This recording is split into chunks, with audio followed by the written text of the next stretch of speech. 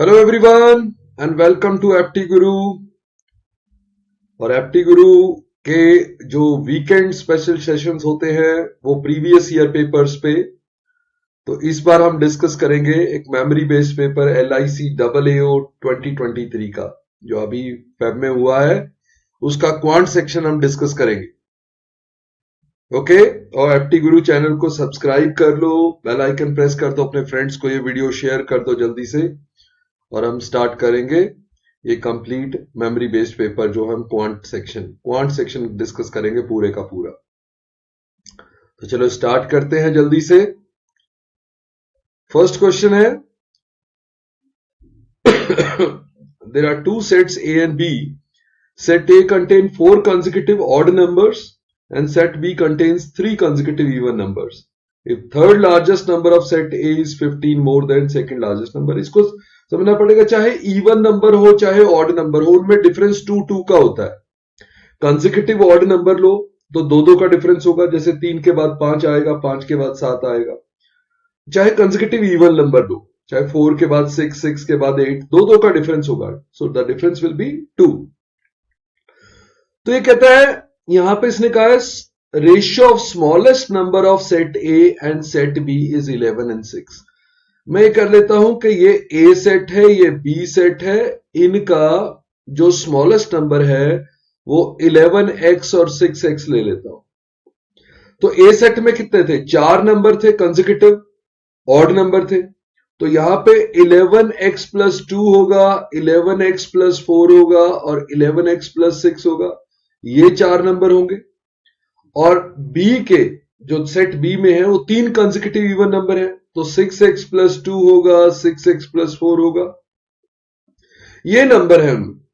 अब उसने कहा कि third largest number of set A, third largest कौन सा? ये लार्जेस्ट, ये सेकेंड, ये third. Third largest set of A, third largest number of set A is 15 more than second largest number of set B. Second B का तो यही होगा second largest. इन दोनों में डिफरेंस कितना है? 5x का। वो दे रखा है 15, तो इसका मतलब क्या आ गया? x आ गया हमारा 3, x आ गया 3। तो कहते हैं largest number of set A. तो largest number of set A क्या होगा? 11 into 3 plus 6 39। अब ये तो था, मैं वैसे इसको सॉल्व कर दिया, वैसे तो आसान क्वेश्चन था, सॉल्व कर दिया ऐसे करके। बट अगर आप लॉजिकली भी सोचते, राइट, उसने पूछा था लार्जेस्ट नंबर ऑफ सेट ए और ए का स्मॉलेस्ट नंबर बता रखा था कि वो 11 का मल्टीपल है। तो अगर 11 स्मॉलेस्ट नंबर 11 का मल्टीपल है और लार्जेस्ट नंबर पूछा है, राइट, तो आप लार्जेस्ट नंबर अगर 39 होगा, स्मॉलेस्ट नंबर, वैसे सोचो, देखो 11 का मल्टीपल कुछ भी हो, जैसे यहां पे मैंने लिखा 11x प्लस 2, तो लार्जेस्ट नंबर 11x प्लस 6 बनेगा ना। तो 11 का मल्टीपल प्लस 6, कौन सा ऐसा नंबर था जो 11 का मल्टीपल प्लस 6 था? यहां पे देखो 11 का मल्टीपल प्लस 6 कौन सा नंबर था? ये नहीं है, ये नहीं है, ये नहीं है, ये नहीं है। Only possible 11 into something plus 6 39 था। पर चलो सॉल्व कर लो, ज्यादा बेटर है ये वाला क्वेश्चन, राइट। इतना गेस करना भी कई बार डिफिकल्ट हो जाता है। तो चलो नेक्स्ट क्वेश्चन पे चलते हैं, राइट। आई होप आपको समझ में आ गया होगा क्वेश्चन क्या था। नेक्स्ट क्वेश्चन पे आ जाओ। Total number of books read by 3 persons A, B and C is 88। Ratio का क्वेश्चन है। If the number of books read by A is 40, percentage का कर लो, रेशियो का कर लो, रेशियो से कर लेता हूं मैं ये क्वेश्चन, राइट, या परसेंटेज से ही कर लेते हैं। चलो, वो कहता है A, B, C की बात कर रहा है। इसमें A 40% लेस देन B है, B 25% लेस देन C है। देखो 40% लेस का मतलब होता है 2 कम 5 से, राइट। सो 40% लेस मीन 60%, यानी कि 3 is to 5, 60 is to 100। 40% less है ना B से, और B जो है वो 25% लेस है C से, यानी कि वो 3 is to 4 है। 25% लेस मतलब 75%, 75 is to 100। अगर इसको कंबाइन करोगे रेशियो को, तो 5 3 का एलसीएम ले लो। अब ये क्योंकि 5 को 3 किया है, तो 3 से 3 को 3 से 9, मतलब इन दोनों का रेशियो मेंटेन होना चाहिए 3:5। देखो 3 से कैंसिल करोगे तो 3:5 आएगा, या आप सीधा तरीका वो जो बचपन में सीखा था, इसको मल्टीप्लाई करो 3 को 3 से, इसको 3 इस 3 से मल्टीप्लाई करो, यहां लिखो, फिर बीच वाले दोनों को मल्टीप्लाई करो, यहां लिखो, और फिर इन दोनों को मल्टीप्लाई करो, यहां लिखो।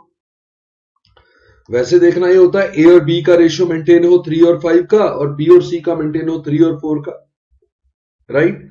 अब देखो ए बी सी का टोटल क्या आ रहा है, राइट। टोटल इनका तीनों का जो हमने रेशियो ली, टोटल क्या बन रहा है, 9 प्लस 15 24 प्लस 20 44। बट टोटल बता रखा है 88, डबल बता रखा है तो सबको डबल कर दो।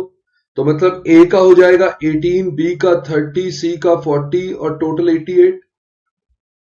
तो क्या है, ए पूछा है, A number of books read by A की कितनी है 18, तो 18 आपका आंसर आ जाएगा, राइट। ओके, तो रेशियो से बना सकते थे इस क्वेश्चन को, रेशियो से आराम से बन जाएगा। ओके, क्लियर है। चलो नेक्स्ट क्वेश्चन पे आ जाओ। Now Vaibhav bought 80 articles at rupees 12 each if he can sell 50 articles at 15।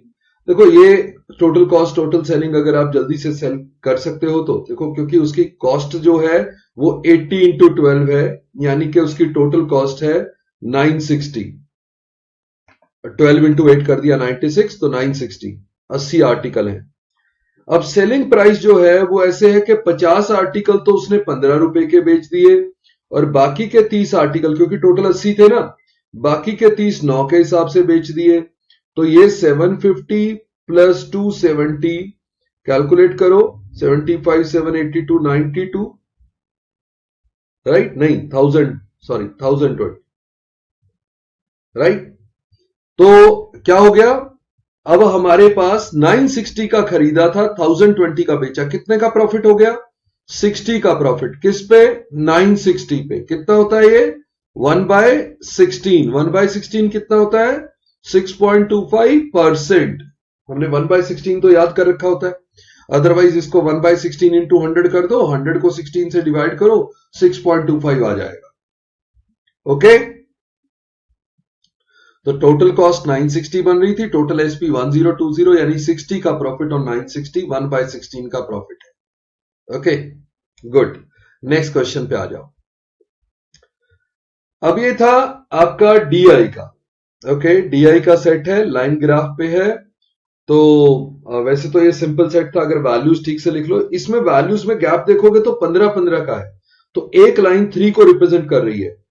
तो ये 1 2 3, 15 प्लस 9 24, ये वैल्यू 24 है, ये वैल्यू आपकी 72 है, ये वैल्यू 60 प्लस 6 66 है, ये वैल्यू तो 30 है, ये वैल्यू 27 है, ये वैल्यू 15 है, ये वैल्यू 60 है, ये वैल्यू 75 है। तो सारी वैल्यूज मैंने लिख के दिखा दी जो आपने वैल्यू कंसीडर करनी है। ये ब्लू लाइन सोल्ड बुक्स की है, सोल्ड पेन्स, ये ब्लू लाइन है सोल्ड वाली, और नीचे येलो लाइन है अनसोल्ड वाली। तो मेरे क्वेश्चन सोल्ड और अनसोल्ड पे ही हैं। वैसे बहुत सिंपल क्वेश्चन थे ये। What is the average of pens remains unsold in shop ABC। Unsold ये वाली है, ABC ये वाले हैं, तो इनका एवरेज देखो 24 27 एंड 30, AP बन गई 24 प्लस 3 27 प्लस 3 30। तो AP अगर हो तो मिडिल टर्म एवरेज होती है, तो 27 एवरेज हो जाएगा। वैसे टोटल कर लो तो 24 प्लस 30 54 प्लस 27 81, 81 डिवाइडेड बाय 3 27। वैसे 24 27 30 अगर ऑर्डर में लगाओ तो ये एपी बन रही है, 24 प्लस 3 27, 27 प्लस 3 30। तो एपी में मिडिल टर्म एवरेज हो जाती है, अगर ऑड नंबर ऑफ टर्म्स हो तो मिडिल टर्म एवरेज, तो 27 आपकी एवरेज हो जाएगी। ओके, तो नेक्स्ट क्वेश्चन पे आ जाते हैं। What is the ratio of number of pens sold from shop B and D respectively? B के सोल्ड कितने हैं 66, और D के सोल्ड कितने हैं 60। वैसे तो जैसे ही आपने देखा B के सोल्ड 66 है, ये 11 का मल्टीपल है, रेशियो 11 का मल्टीपल सिर्फ C में बन रही थी, तो आप आंसर कर सकते थे। अदरवाइज 66:60, 6 से कैंसिल कर दो, 11:10 आंसर आ जाएगा, राइट। ओके, चलो नेक्स्ट आ जाओ। अबे what is the difference between the number of pen sold from shop C and the number of pens remain unsold in D? Difference बताना है। सी के सोल्ड कितने हैं? 75 और डी के अनसोल्ड कितने हैं? 15। डिफरेंस बताना इन दोनों में क्या है? 60। सुपर डुपर इजी क्वेश्चन थे। चलो नेक्स्ट देखो, shop A 25% of pen sold. Okay, shop A जो सोल्ड हुए हैं वो 72 है, उसका 25% means 18 and 50% of pen remain unsold. तो ये अनसोल्ड वाले थे कितने हैं? 24, इसका 50% यानी 12। ये डिफेक्टिव है, ये भी डिफेक्टेड है, ये भी डिफेक्टेड है। तो टोटल जो है डिफेक्टेड वो कितने हैं ये बताया है, 18 + 12 30 डिफेक्टिव आ गए, राइट। तो सोल्ड में से 25% और अनसोल्ड में से 50% जो है डिफेक्टिव है, वो वाले बता रहे थे टोटल कितने। नेक्स्ट पे आ जाओ, if the number of pen sold from shop D and X, देखो डी तो यहां तक है, एक्स और ले लो, are in the ratio 4:3। Sold यहां पे 60 है, तो अगर ये 4:3 का रेशियो बनाना है तो ये 4 × 15, 3 × 15 45। तो एक्स के आपके 45 सोल्ड आ गए and 5 pens remain unsold in shop X, तो 5 इसमें अनसोल्ड है। तो इसने कहा है then find the total number of pen sold and unsold together in shop X. 45 + 5 50, तो 50 आपके आंसर आ गया। यहां पे सोल्ड और अनसोल्ड एक्स के पूछे हैं, एक्स के सोल्ड डी के सोल्ड से रेशियो में दिए हुए थे इसलिए वहां से निकाले, और अनसोल्ड डायरेक्टली 5 दे रखे थे, तो आप आराम से उसको आंसर कर सकते थे, राइट। क्लियर है? ओके चलो नेक्स्ट पे आ जाओ। अब आगे wrong term series. Wrong term series generally ध्यान से करने वाली होती है, क्योंकि ये मिसिंग हो तो पता है, रॉन्ग टर्म इनमें से कोई गलत भी है ना, वो भी ध्यान से देखना होता है। देखते हैं 23 का, देखो यहां पे मुझे डबल +1 दिख रहा है, डबल 46 होता है +1। 47 का डबल 94 होता है, ये भी डबल +1 है। 95 का डबल 190 होता है, ये भी डबल +1 है। 191 का डबल 382 +1 नहीं है, तो ये आपकी ऑड टर्म है।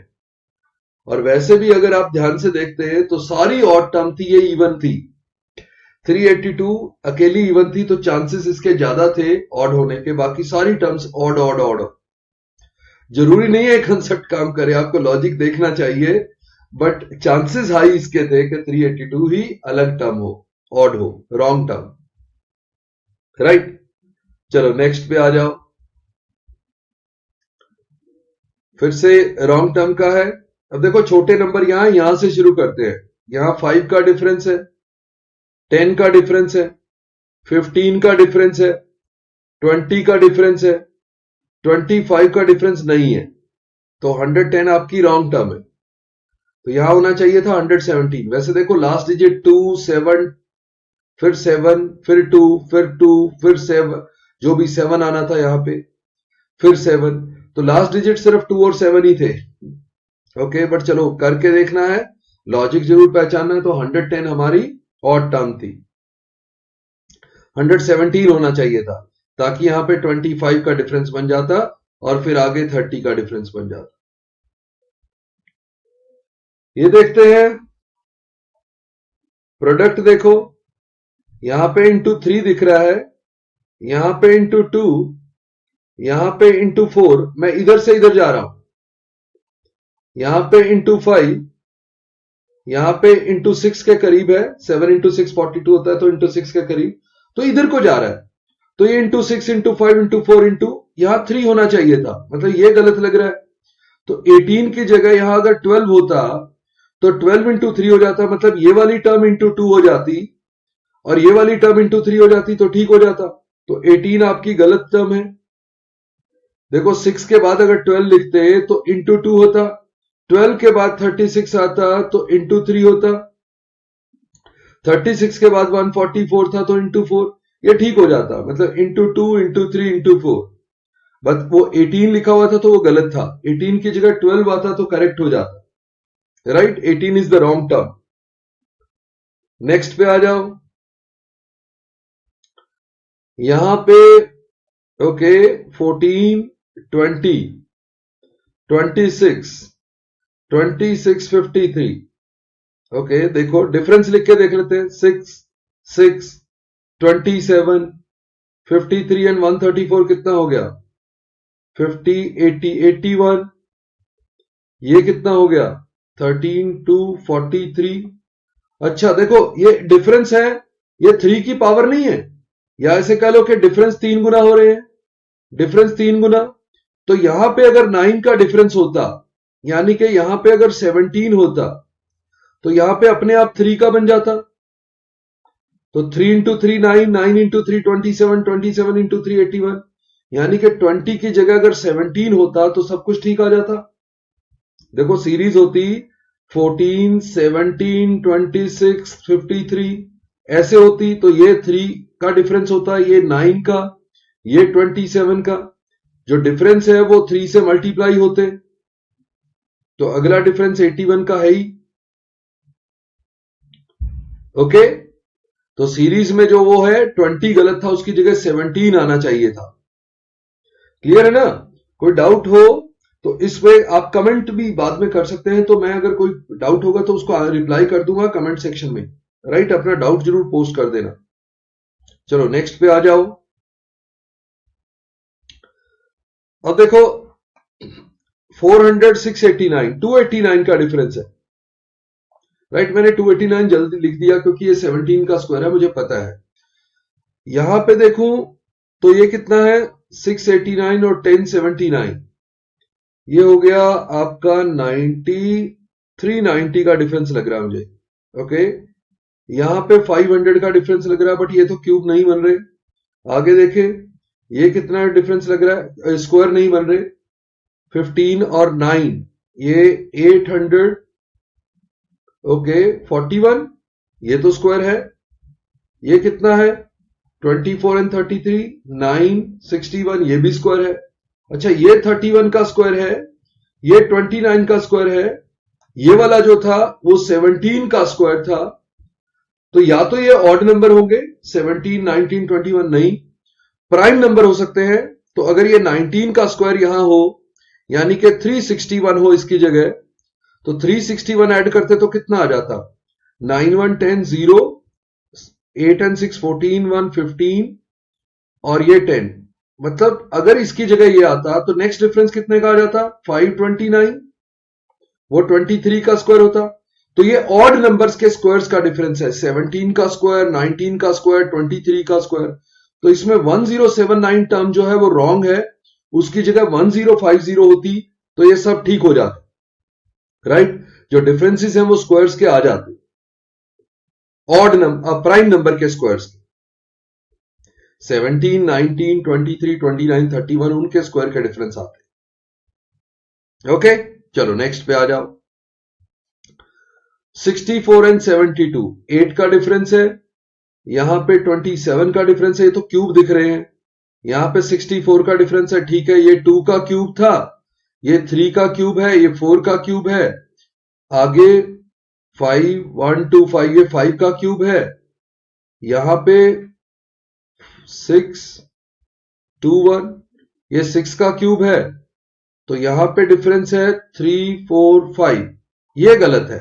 यहां पे 343 का डिफरेंस आना चाहिए था, मतलब इसकी जगह 847 होना चाहिए था। तो 849 आपकी रॉन्ग टर्म है, वहां 7 क्यूब का डिफरेंस आना चाहिए था। जो डिफरेंस है वो क्यूब के डिफरेंस है, 2 cube, 3 cube, 4 cube, 5 cube, 6 cube and 7 cube, cubes के डिफरेंस है। ओके, चलो सेशन अच्छा लग रहा हो तो चैनल को सब्सक्राइब कर लीजिए, बेल आइकन को प्रेस कर लीजिए, अपने फ्रेंड्स को शेयर भी कीजिए वीडियो। ओके, अपने ग्रुप्स में शेयर कर दीजिए और हमसे जुड़िए लगातार। यहां पे पार्टनरशिप का क्वेश्चन है, एबीसी इन्होंने इतना अमाउंट इन्वेस्ट किया। राइट, देखो जो अमाउंट इन्वेस्टमेंट होती है उसका सिर्फ रेशियो मैटर करता है। अगर आपने पार्टनरशिप सीखा है तो यहां 20,000, 16,000, पहले तो मैं लिख देता हूं 20, 16 एंड 24, ये थाउजेंड्स में थे, मैंने रेशियो ले लिया। रेशियो में भी और नीचे भी आ सकते थे कि 4 से भी कैंसिल कर देते, 5, 4 और 6, ये रेशियो था इन्वेस्टमेंट का जो उन्होंने पैसा लगाया। फिर time, after 4 months B and C left, तो बी एंड सी तो 4-4 महीने के लिए थे। At the end of 1 year यानी कि ए पूरा 12 महीने के लिए था। इसका भी रेशियो ले ले तो 4 4 और ये 3 आ जाएगा, तो ये 5 इंटू 3 मनी इंटू टाइम होता है रेशियो, ये 4 और ये 6। तो जो प्रॉफिट डिस्ट्रीब्यूशन होगी वो मनी इंटू टाइम के तरीके से होती है, मनी इंटू टाइम का रेशियो। तो मनी जो उन्होंने लगाई थी उसका रेशियो, टाइम का रेशियो, मनी इंटू टाइम का रेशियो मैंने ले लिया। उसमें टोटल देखो कितना आया, 15 4 19 एंड 6 25। अगर तीनों का टोटल देखे टोटल तो वो 25 आ रहा है, और टोटल प्रॉफिट भी 2500 है। इसका मतलब बी का प्रॉफिट कितना होगा, बी का प्रॉफिट 400 होगा, क्योंकि बी का प्रॉफिट शेयर होगा 4 out of 25, right, 4 out of total 25। तो इसका मतलब अगर टोटल 2500 है तो बी का शेयर होगा 400। ओके, रेशियो बड़ी आसान, वैल्यू आसान दी हुई थी, इसलिए सीधा ही आपको पता लग गया। चलो नेक्स्ट क्वेश्चन पे आ जाओ। अब है ratio of ages of A and B 12 year hence, 12 साल बाद, 6:7। ओके, तो आप ऐसा भी ले सकते हो कि इस क्वेश्चन को करने के लिए कि ए बी का जो रेशियो है वो 12 साल बाद का दिया है, 12 ईयर्स हेंस, राइट, 12 साल बाद। तो 12 साल बाद उनकी एज 6x और 7x होगी, ये 12 साल बाद की एज है, ये ध्यान रखना। तो उनकी प्रेजेंट क्या हो जाएगी, प्रेजेंट एज अगर मैं देखूं तो 6x माइनस 12 और 7x माइनस 12, ये प्रेजेंट एज हो जाएगी, राइट। तो सी की प्रेजेंट एज क्या हो जाएगी, क्योंकि सी 4 साल छोटा है इसे, तो उसकी प्रेजेंट एज हो जाएगी 6x माइनस 16। तो ए से मैंने 4 साल छोटा कर दिया, इसको मैं थोड़ा सा क्लियर करके लिख देता हूं कि 12 साल पहले की रेशो थी तो अभी प्रेजेंट होगी, अब 12 साल बाद की थी तो अभी 6x माइनस 12, 7x माइनस 12, और इसकी क्योंकि 4 साल बड़ा है ये ना छोटा है 4 साल ये ए से, तो 6x माइनस 16 हो जाएगा सी की प्रेजेंट एज। ये सारी प्रेजेंट एज लिखी है मैंने। Sum of present age of C and B is 50। इन दोनों का सम 50 है, इन दोनों का सम बन कितना रहा है, 7 6 13x माइनस 28 इक्वल टू 50। तो 13x इक्वल टू 78 और x इक्वल टू 6। तो हमें प्रेजेंट एज पता लग गई, इसकी प्रेजेंट एज है 6 इंटू 6। हमें किसकी बतानी है, ए की बतानी है। ओके, 6 इंटू 6 36 माइनस 12 24, ये 24 है प्रेजेंट एज। हमें बतानी है find the age of A 12 years ago, 12 साल पीछे। प्रेजेंट अगर 24 है, 12 साल पीछे जाओ, 12 ईयर हो जाएगा, राइट। ओके, मैंने सिंगल वेरिएबल में ही किया है सारे को। 12 साल पहले का रेशियो दिया था, 12 साल बाद का रेशियो दिया था, तो वहां 6x 7x ले लिया, राइट। तो प्रेजेंट एज हो गई 6x माइनस 12, 7x माइनस 12, और सी 4 साल छोटा था तो उसकी 6x माइनस 16 हो गई। उसमें बी और सी का टोटल दिया हुआ था 50, वहां से x आ गया, तो ए की एज आ गई प्रेजेंट भी, और 12 साल पहले की बतानी है वो भी बता दी। नेक्स्ट क्वेश्चन पे आ जाए। Ratio of population of a state in 2015 to that in 2016 is 5:7 and ratio of male to female population in 2000। देखो एक बात नोटिस करो कि 2015 की मेल और फीमेल की पॉपुलेशन का अगर रेशियो ये है तो टोटल पॉपुलेशन 7 का मल्टीपल होनी चाहिए, ये 4x होगा, वो 3x होगा, टोटल पॉपुलेशन 7x होगा। बट पहली रेशियो के हिसाब से 2015 वाली पॉपुलेशन 5 का मल्टीपल होनी चाहिए, यहां 2015 की टोटल पॉपुलेशन 7 का मल्टीपल, यहां 5 का। तो मैं ऐसा कर लूं कि 2015 और 2016 यहां टोटल पॉपुलेशन ले लूं 35x 15 की। क्यों, क्योंकि वो 5 का भी मल्टीपल चाहिए, 7 का भी। अगर इसको 35 लेता हूं 5 इंटू 7, तो 16 की कितनी हो जाएगी, 7 इंटू 7 49x। 5:7 में रखना है टोटल पॉपुलेशन।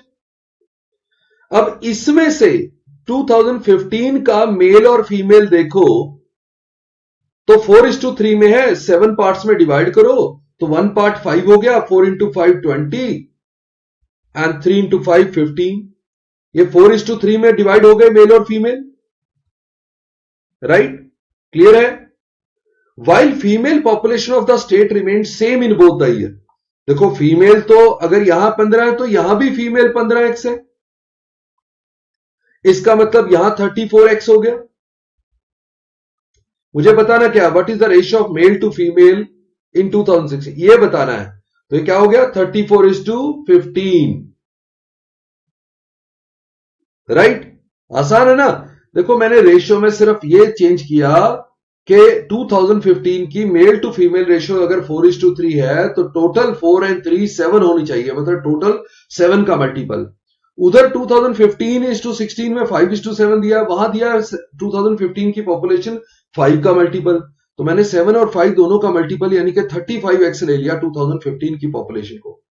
अब क्योंकि 15 और 16 में 5:7 का रेशियो है, वो 5 इंटू 7 लिया है, तो 7 इंटू 7 49x हो जाएगी 2016 की पॉपुलेशन, राइट?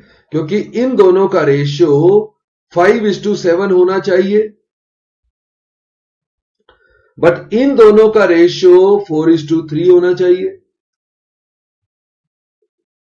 राइट? चलो नेक्स्ट पे आ जाओ फिर।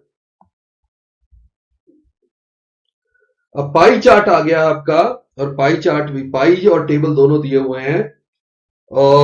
इसने दिया total population of literate and illiterate 10,000 दी हुई है।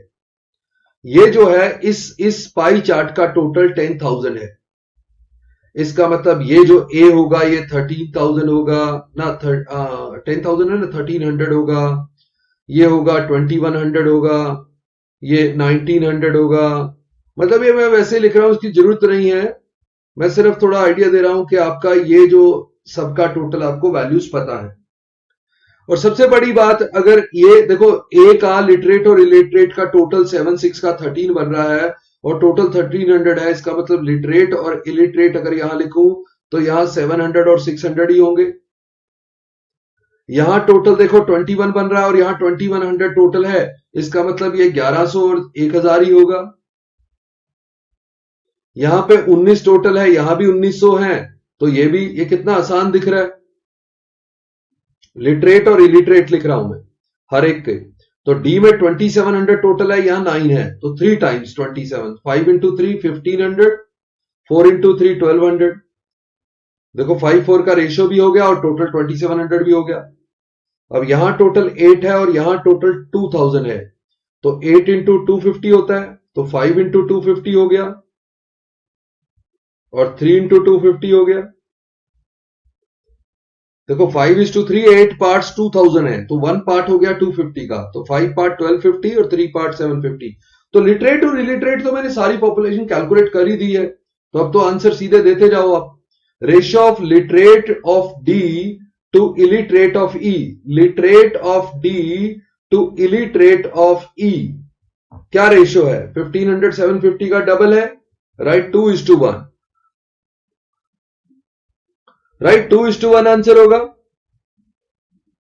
ओके, अब जब ये वाली वैल्यूज आपको पता है, देखो इस वैल्यूज को देख के आप आंसर दे सकते हो। मेरे हर स्क्रीन पे ये वैल्यू नहीं है, बट चलो, if literate population of state F, एक एफ आ गया और उसकी literate population 20% more than literate population of E का लिटरेट हमने अभी निकाला था 1250, हमने ये 1250 और 750 किए थे ना, तो इसका लिटरेट 1250 है और उससे 20% यानी 1/5 यानी 250 ज्यादा, तो 250 बढ़ाओगे तो 1500 हो जाएंगे लिटरेट एफ के, तो हमें लिटरेट एफ के वही बताने हैं, तो 1500 आंसर आ जाएगा, राइट? 1250 ई के लिटरेट थे, उससे 20% ज्यादा, उसके 20% यानी 1/5 250 ज्यादा, 1250 में 250 ऐड करो, 1500 थे एफ के लिटरेट, वो बताने थे हम। ओके, चलो नेक्स्ट क्वेश्चन पे आ जाओ। What is the average of literate population of state A? Literate A के कितने निकले थे? पूरे 700 ही निकले थे। And illiterate of C, illiterate of C कितने निकले थे? 800 ही निकले थे। इनका एवरेज बताना है, इनका एवरेज, इनका मिड पॉइंट 750, राइट? ये जो वैल्यू मैं यहां लिख रहा हूं ये हमने पहले कैलकुलेट कर चुके हैं, इसलिए हमें पता है ये वाली वैल्यूज हैं।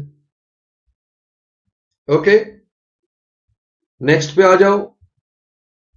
Literate population of C and D together. C की लिटरेट थी 1100 और इसकी थी 5 इंटू 3 1500 थी। राइट, आप चेक कर लेना, कैलकुलेट कर चुके हैं। ये together is what percent more than the illiterate population of B. Illiterate of B थी 1000, तो 1000 से कितना परसेंट ज्यादा है? ये 2600 है, कितना ज्यादा है? 1600 ज्यादा है। किससे? 1000 से। राइट, तो 20 गई, या परसेंटेज में देना है तो 160%। 160% ज्यादा है। वैसे भी 1000 से 1600 ज्यादा, 1600 ज्यादा, 1000 का 1600 क्या है? 1.6 टाइम, यानी 160%। तो 160% वो ज्यादा है 2600 1000 से। राइट, तो मैं ऐसा कंपेयर सोच लो कि जो 1000 से 2600 बना है उसमें एक जीरो हटा दो तो 100 से 260 बना है, यानी कि 100 में 160 का इंक्रीज है। 100 पे जो इंक्रीज होता है उसे परसेंटेज इंक्रीज बोलते हैं, तो 160% ज्यादा है। चलो नेक्स्ट पे आ जाओ। What is the difference between literate population of A? Literate of A थी 700 and illiterate of D. Illiterate of D थी 4 इंटू यहां 3 था 1200। इनमें डिफरेंस बताना है, तो डिफरेंस कितना है? 500 का। राइट, ये तो बहुत ही आसान क्वेश्चन थे ना सारे। 500 का डिफरेंस। नेक्स्ट देखो, if the ratio of male population to female population of state B. State B में टोटल पॉपुलेशन थी 2100, टोटल पॉपुलेशन। उसमें अगर मेल और फीमेल कह रहा है कि 2:3 में है, राइट, 5 हिस्से कर लो इसके, 420 का एक हिस्सा होगा, 840 यहां हो जाएंगे, 1260 यहां हो जाएंगे। राइट, 21 को 5 हिस्सों में तोड़ा, एक हिस्सा 420 का आ गया। Right, divide by 5, 420 into 2 male हो जाएंगे 840। इसने क्या मेल ही पूछे हैं, 840 आपका आंसर आ जाए। मेल फीमेल मैंने नंबर निकाल लिया, अदरवाइज आप कर सकते थे कि 2100 में 2 आउट ऑफ 5 मेल है, तो मैं वही करता। ओके, चलो नेक्स्ट पे आ जाओ। अब क्वेश्चन आ गया अपस्ट्रीम डाउनस्ट्रीम का, बोट का। इसने लिखा है speed of boat in still water given है। राइट, और यहां अपस्ट्रीम भी गिवन है, डाउनस्ट्रीम भी गिवन है, बट एक्स की टर्म में।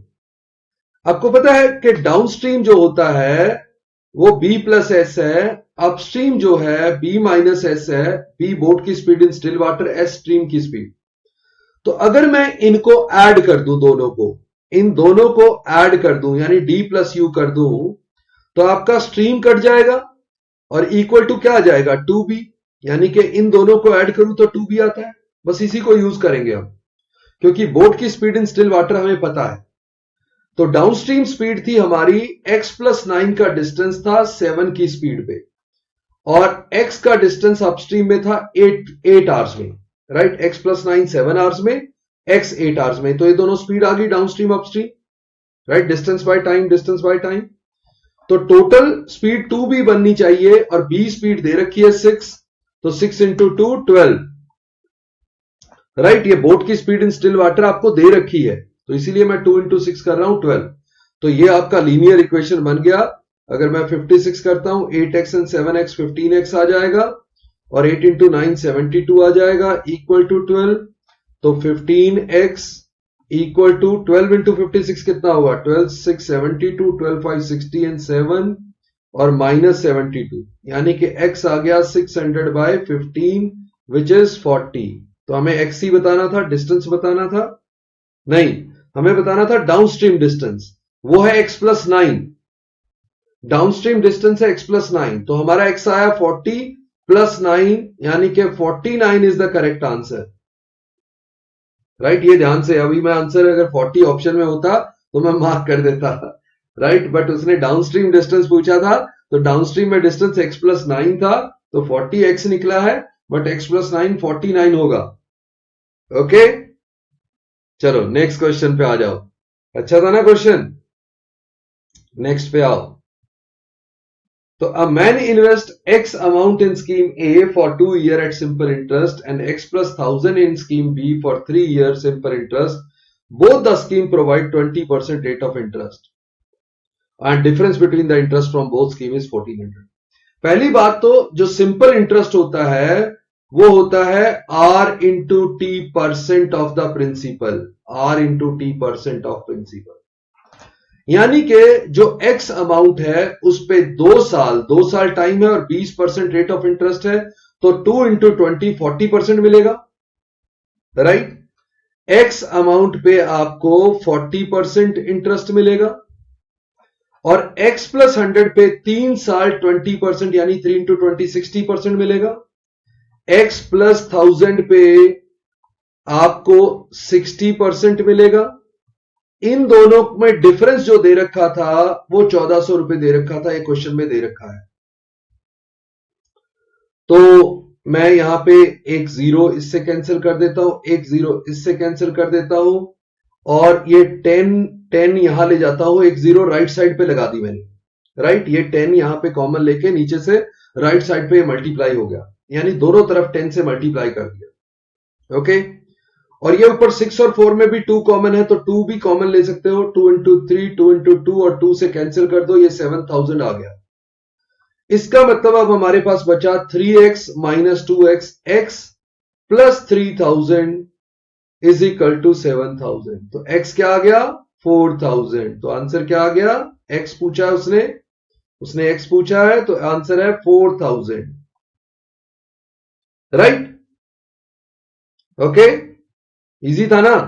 बस r into T percent, simple interest में रेट अगर 20% है, 3 साल है तो 20 इंटू 3 60% इंटरेस्ट मिलेगा और 2 साल है तो 20 इंटू 2 40% इंटरेस्ट मिलेगा।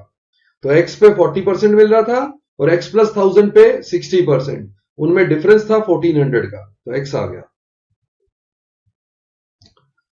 अब है Mahi invest 40% of her monthly income in mutual fund, 20% on grocery, right. तो कितना हो गया 40 एंड 20 60% उसने इन्वेस्ट कर दिया, राइट। अब रिमेनिंग की बात कर रहा है। तो माही की टोटल मंथली इनकम लेट से x थी, उसने 60% यहां खर्च कर चुके हैं, तो बच कितने गई 40%, 40% बच गई। उस रिमेनिंग में से 10% ऑफ द रिमेनिंग रेंट पे खर्च किया। अगर इस रिमेनिंग का 10% खर्च करोगे तो 90% बच जाएगा, राइट। अब ये जो रिमेनिंग था x का 40% बचा हुआ था, उसका 10% आपने रेंट पे दे दिया तो 90% बच गया। ये जो रिमेनिंग है ये आपको दे रखा है 18,000। अब आपका 40/100 होता है 2/5, 90/100 होता है 9/10, तो 2 इंटू 9 18 आपका कैंसिल कर दो, यहां पे 1000 आ गया, तो x आपका आ गया 50 इंटू 1000 50,000, राइट। हमें पूछा है कि the annual amount invested bye her in mutual fund. पहले तो मंथली गिवन है तो पहले मंथली निकालो, 40% म्यूचुअल फंड पे था तो इसका 40% मतलब 2/5 40% होता है, तो ये आ गया म्यूचुअल फंड पे जो इन्वेस्ट किया वो आ गया 5 कैंसिल हो गया 2 20,000। बट ये तो मंथली है, एनुअल करेंगे तो 12 से मल्टीप्लाई करेंगे तो 2,40,000 हो जाएगा, राइट। हमारी ऑप्शन आ जाएगी सी 2,40,000, क्योंकि 20,000 रुपए मंथली इन्वेस्ट किया जा रहा है म्यूचुअल फंड में, ओके। चलो नेक्स्ट पे आ जाओ। अब आ जाता है अप्रोक्सीमेशन वाले क्वेश्चन है, अप्रोक्सीमेशन। तो अप्रोक्सीमेट करेंगे जैसा वो कह रहा है।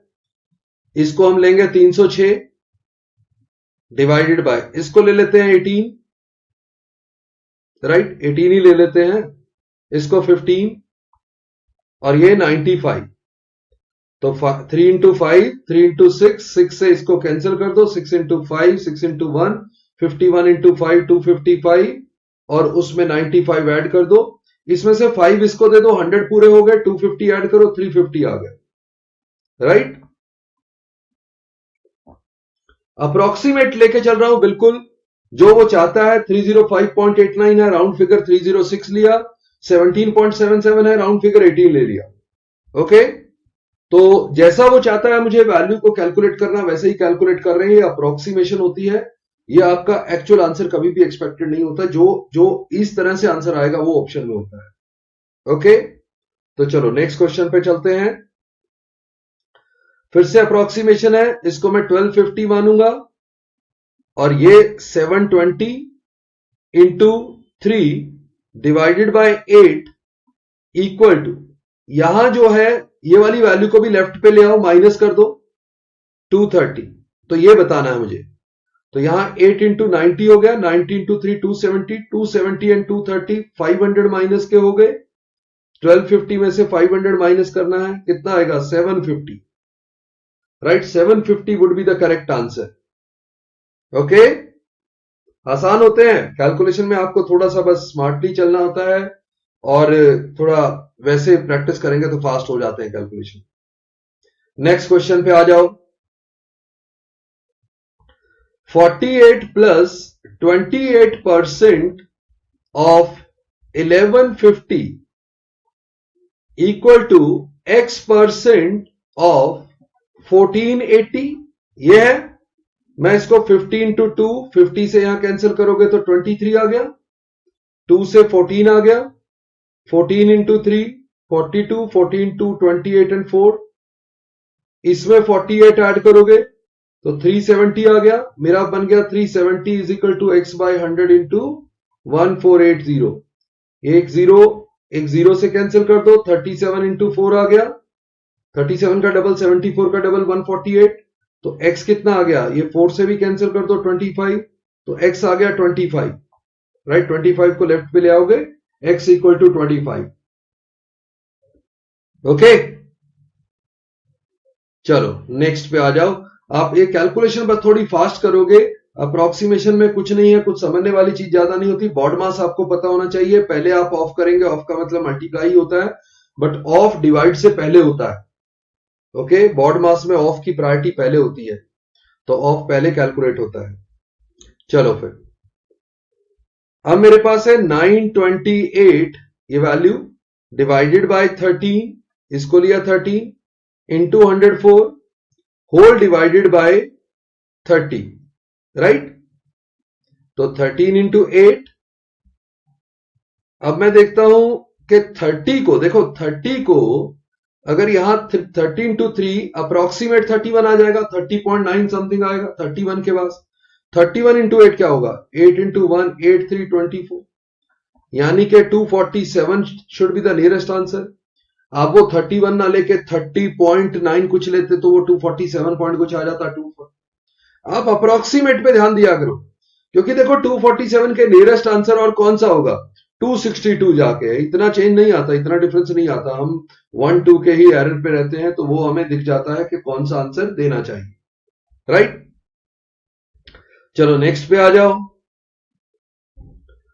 अब ये रूट पूरे पे था, इस पे तो यहां पे था 456 और 568, कितना हो गया 4 5 9 9 10 10 24, यानी कि ये 1024 होता है 2 की पावर 10, जो कि 2 की पावर 5 का स्क्वायर है, यानी कि 32 का स्क्वायर है ये। तो स्क्वायर रूट आ गया 32, 32 इंटू 13 करना है मुझे, तो 13 इंटू 2 26, 13 3 39 एंड 2, तो 416 हमारा आंसर आ गया। ओके, कैलकुलेशन आप अपने आप करोगे, मैं तो वैसे ही आपको दिखा रहा हूं, कैलकुलेशन ऐसे ऐसे कर सकते थे। जो बिल्कुल अप्रोक्सीमेट करना है, कैसे आपको कुछ सोचना है, उस पर ज्यादा फोकस करेंगे। कैलकुलेशन वाला पार्ट मल्टीप्लाई डिवाइड आप खुद करें तो ज्यादा बेटर है। यहां पे क्या हो जाएगा 26 इंटू 15 प्लस 235, अब 15 इंटू 6 90 और ये हो गया 390, 235, 390 में 10 इसको दे दो, 400 पूरा, 625 आ गया, राइट। देखो आंसर ऑप्शन में चॉइसेस भी देखा करो, बहुत दूर होती है, वैसे भी गैस करोगे तो आंसर आ जाए। ओके, चलो नेक्स्ट पे आ जाओ।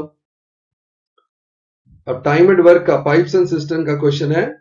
Pipe A and B together can fill a tank in 40 minutes. वैसे क्वेश्चन जो दिया था ना, ए एंड बी एक्चुअली खाम खा दो नाम लिख दिए थे, इसकी जगह एक्स एक ही नाम लिख लेते तो भी चलता। देखो एक नाम लिख के देखता हूं मैं, X can fill the tank in 40 minutes and एक और पाइप है C that can empty the full tank in 120 minute. तो अगर मैं पूरा टैंक 120 मिनट का ले लूं, 120 यूनिट्स का एलसीएम ऑफ टाइम टेकन, तो x 3 unit per minute fill करता होगा, क्योंकि 40 मिनट में वो 120 यूनिट पूरा फिल कर देता था, तो पर मिनट 3 यूनिट फिल करेगा। ये पर मिनट 1 यूनिट खाली करेगा, क्योंकि 120 मिनट्स में 120 यूनिट अगर खाली करेगा तो 1 यूनिट पर मिनट खाली कर देगा। तो दोनों मिलके अगर दोनों को करवाओगे काम तो 2 यूनिट का होगा। If all 3 pipes are open together, तो एक तो दो पाइप का सेट है और एक ये, तो तीनों पाइप खोल दी, इसका मतलब 2 यूनिट का ही काम हो रहा है per minute. Then how much time will it take to fill 40% of the tank. अब 120 का 40%, सो 120 का 40% की बात कर रहे हो आप, ये दोनों जीरो हटा दो तो 48 आ गया, यानी कि 48 यूनिट भरना है आपको, और पर मिनट आपका भरा जा रहा है 2 यूनिट, तो इसका मतलब 24 मिनट आपको लगेंगे। आपने 120 का 40% यानी 48 यूनिट भरना है, और एक एक मिनट में 2 यूनिट भरा जा रहा है। Okay, so 2 units per minute and 48 total, so 48 total requirement, 48 by 2 24 minute लगेंगे। ओके, चलो नेक्स्ट पे आ जाओ। A vessel contain 350 liter of mixture of milk and water and milk is 50 litre less than, तो ये तो बता ही दिया। मिल्क और वाटर में 350 है, 50 का गैप है, 50 छोड़ दो, बाकी का आधा करो तो 150 जो है मिल्क है, और वाटर जो हो जाएगा वो 200 हो जाएगा, यही है ना। तो मिल्क लेस हो गया ना 50 लीटर, मैंने 50 अलग कर लिया, 150 बांटो, 50 उसको दे दो जो ज्यादा है, राइट। तो 150 200 हो गया।